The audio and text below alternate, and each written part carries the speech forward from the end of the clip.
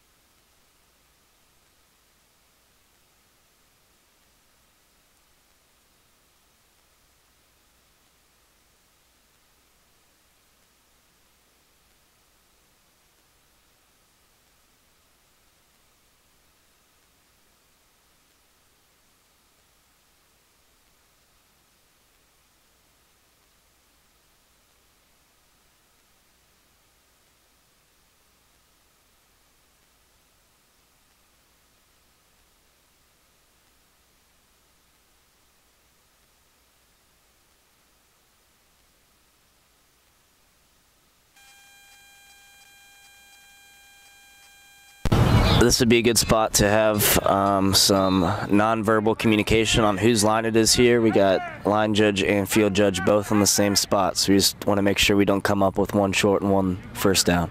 Watch the ball.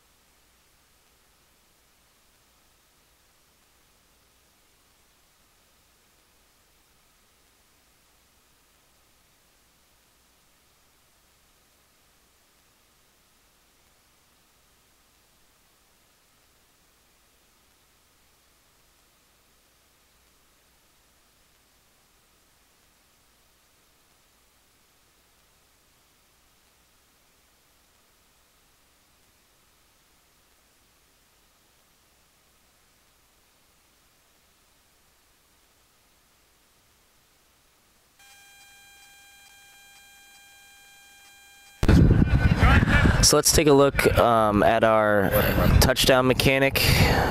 Just making sure we get a little higher and tighter, making it look strong instead of wide.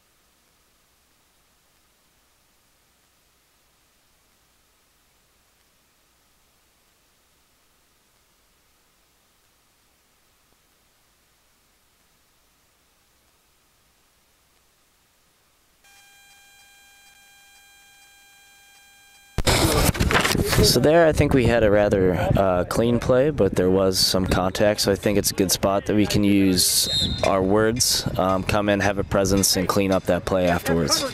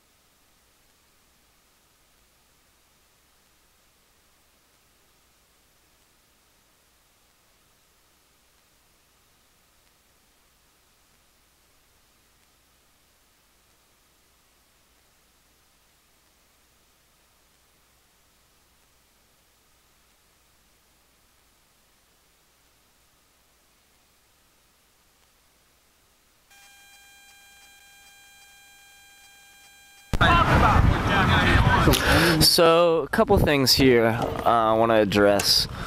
Line judge with the false start, we have to be looking, have our eyes in the right spot. Don't be afraid, even the slightest of flinch, don't be afraid to get in there, throw your flag.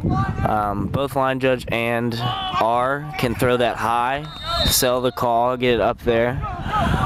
With the delay of game, it's not necessarily your fault that they snapped the ball before the delay of game, but I think we need to use with our words when we're explaining, hey, offense, wait for my whistle. Try to prevent that second penalty from occurring. Just make sure that, and that's just a learning experience. So, from here on out, something we can go ahead and do.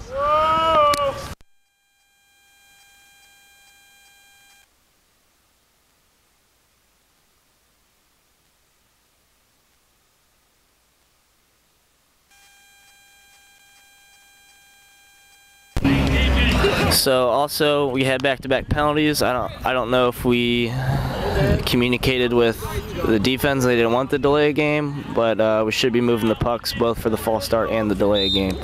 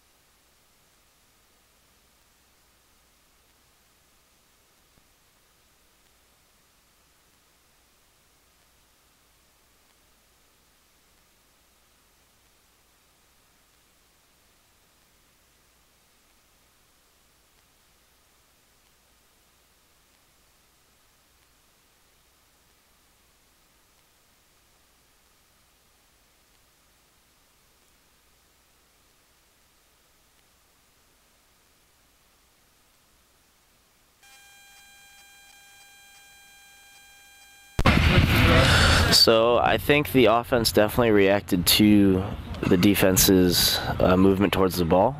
Something we should check out on video.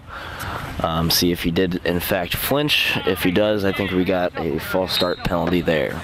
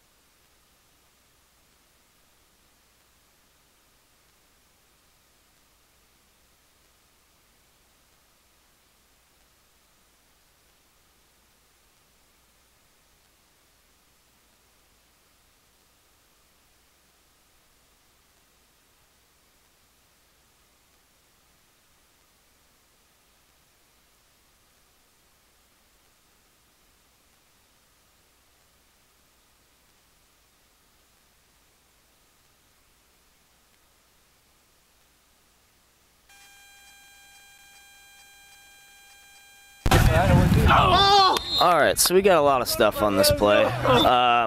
We got debate of holding versus flag guarding.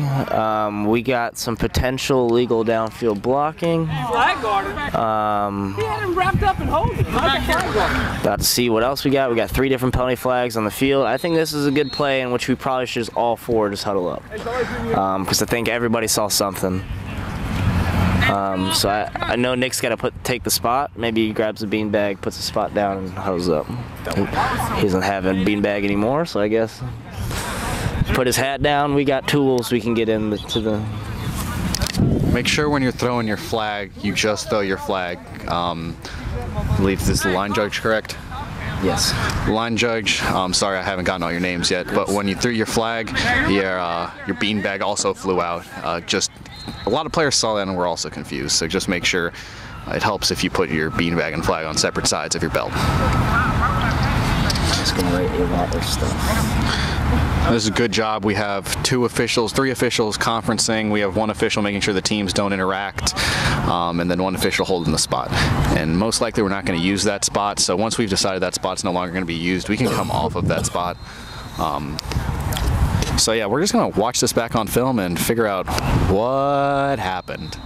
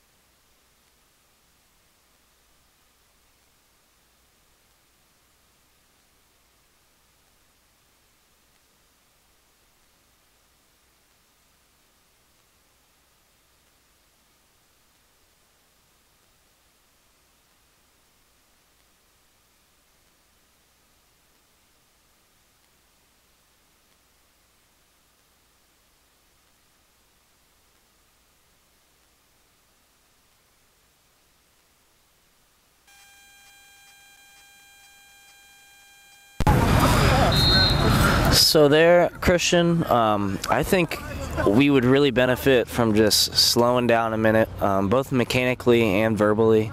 I think there's been a couple times where you've been a little bit rushed to give your report. So I think if you slow down, relax, really think things through, and really just take your time on the report.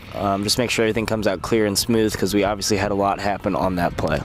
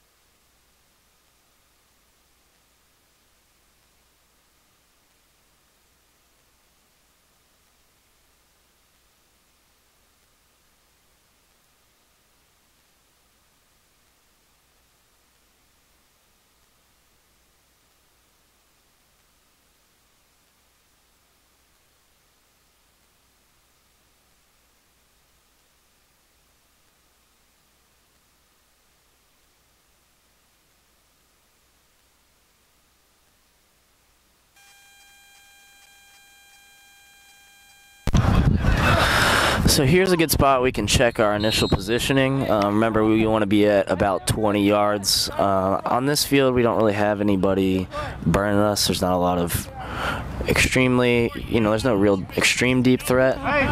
So we don't need to cheat back to 24. Let's try to make sure we stay at 20 yards.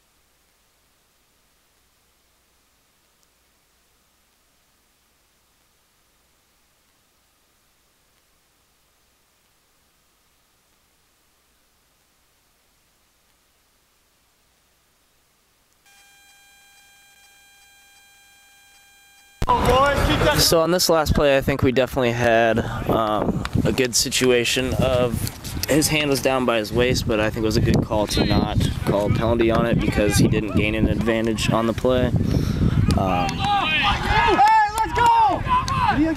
However, after the play, I think we could have benefited from a lot more communication as to how much time we have left, what's the clock doing. I would like to see a lot more visual signals as well.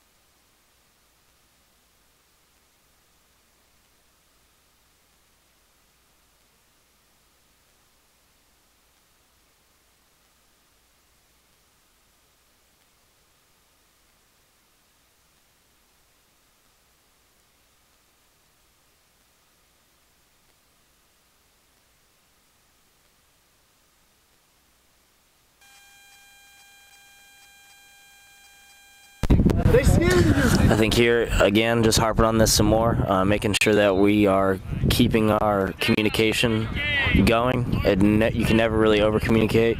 You know, get those visuals out there, get the verbals out there, make sure everybody's on the same page.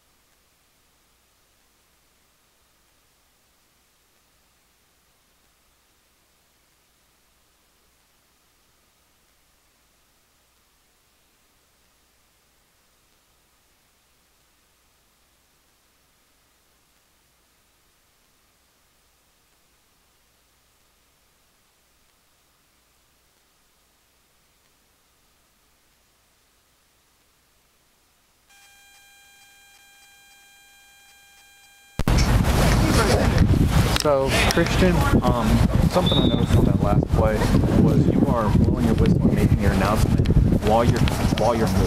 So, what you want to do when you're making your announcement is get to your 7 and 7, make the announcement, and blow your whistle. So, you if you're looking at this now, you've blown your whistle and you're still moving to your position. Ready for play is to signal that the officials are ready to officiate. It's not the players are ready to play, it's we're ready to officiate the play. We are ready for a play.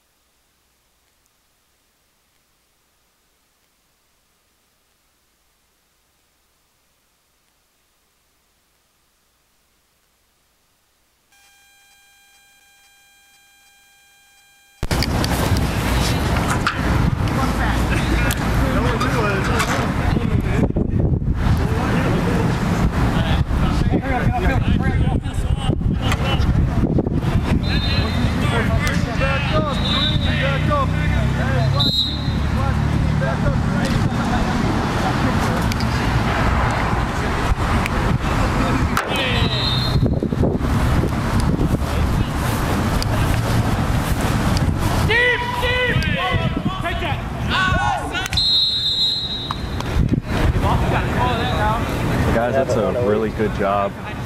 Back judge and field judge only having one whistle on that play. It landed closer to our field judge. Field judge took the whistle. There's no need to come up double whistle, double signal. It's an easy play, but that's a good job not having double whistles. Double whistles is what we want to try and keep out of our game, just because it sometimes confuses the player, sometimes confuses us. So let's watch this play back. Number 6 in the black team on his blocks is backing up, and then he will occasionally throw an arm. It didn't affect anyone on that play, but it didn't affect anyone on that play. But if someone gets too close and he throws an arm bar and knocks him down, then we have something. So have we addressed the contact with the player? Does he know that we're watching? Does he know that it's illegal?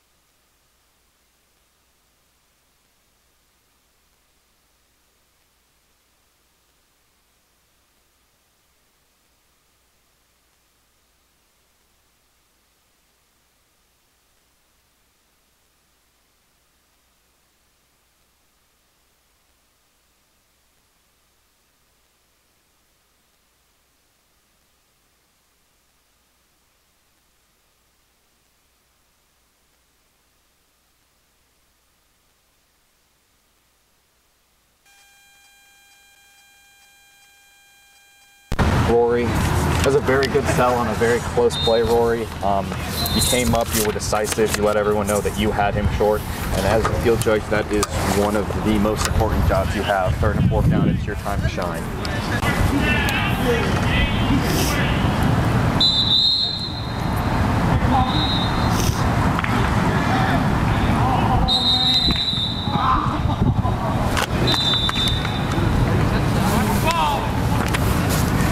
Oh, we got something under around there.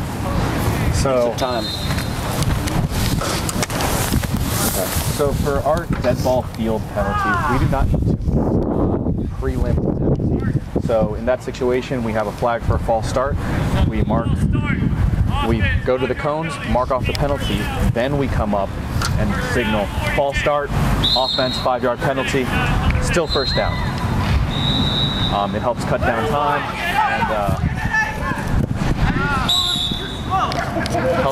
time and give the players more plays.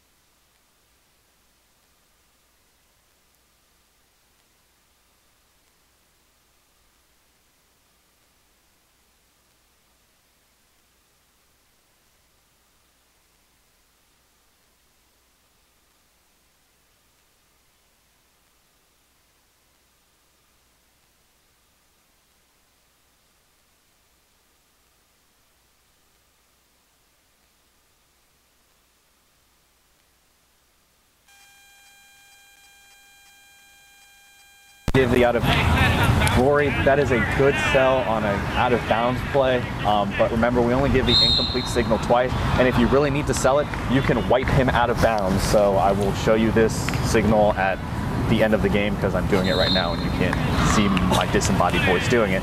But if you want an extra signal, that's something you can do instead of just incomplete multiple 4 or 5 times. So, and it just looks a lot stronger than flailing your arms.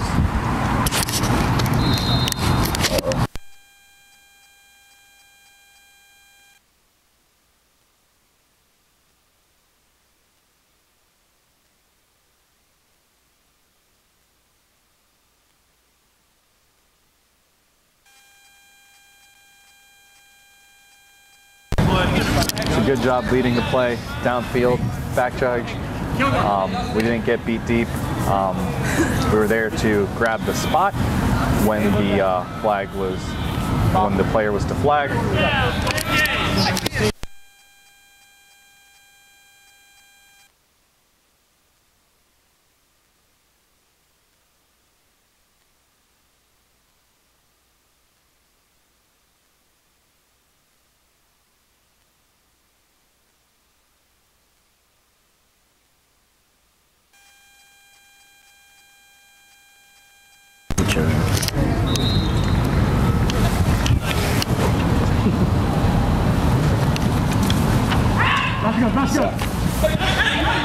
So, Seth, on that previous play, play clearly on the end line, not near the corner, it looked like you were looking for your line judge to help you out with that.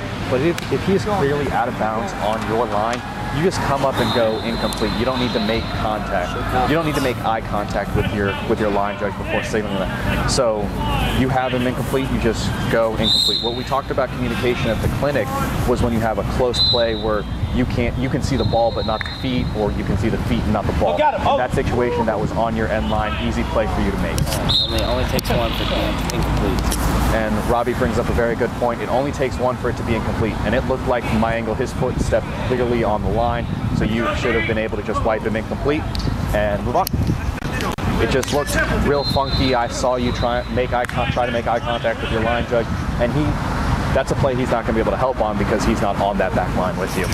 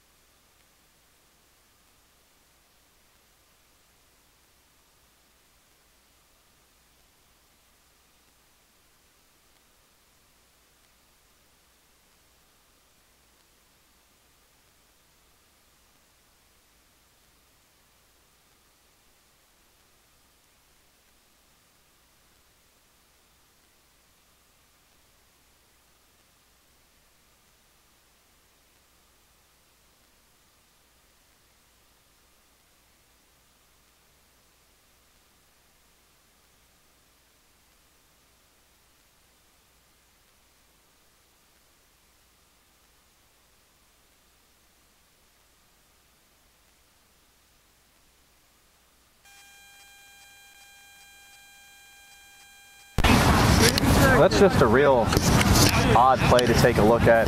You got a player try and go up, make a spectacular one-handed catch, and then it's falling into the defense's hand, who is tiptoeing the sideline, realizes that I'm about to go out of bounds, makes a pitch backwards and attempt to get it to. Okay, now we have a player laying on the ground. Did we have possession? Don't let him lay on the ground. I don't know if he's going to show up on film. He's on the film. I'm getting confirmation from our camera person. Make him stand up. That's an unfair act. Make him stand up. Back to the play with the pitch. Sorry, that just caught my attention. I needed to address it. So play with the pitch. So you have the interception. Guy realizing he's going to go out of bounds, try and pitch it. That's a very odd play. I think you guys officiated it well. So now we'll move on to the fourth quarter.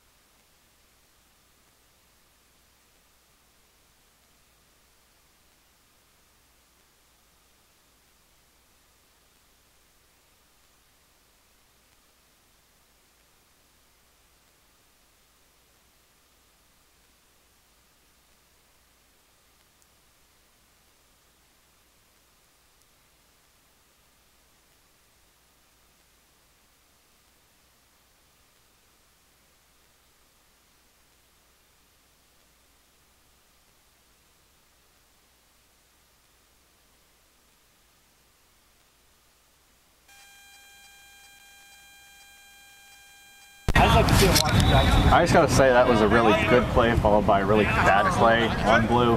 Great catch and then not so smart to just run into each other. But I think you guys officiated that well. I heard Rory give the back call on the backwards pitch, so very finely officiated play.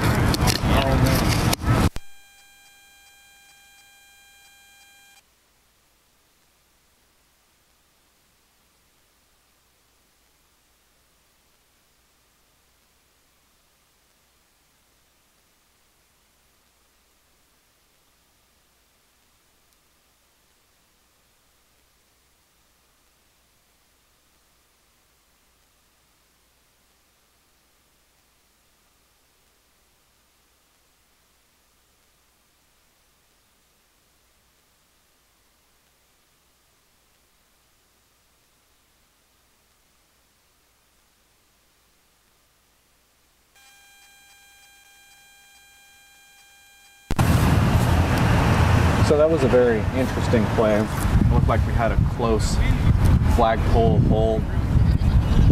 I hope it shows up on film. I don't have an opinion on it from the angle I have. It just looked odd. So let's take a look at that on film and see if we think it could have been a hold or if we were good to pass on it.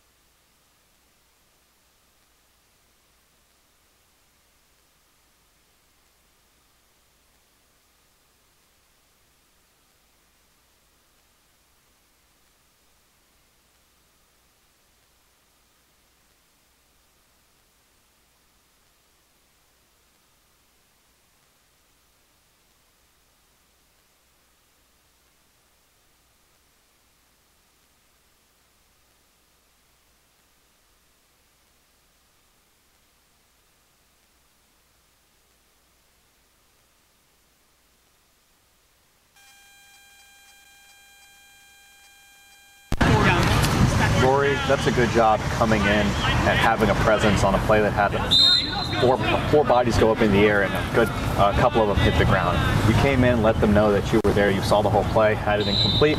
Everyone got up, went back to their teams.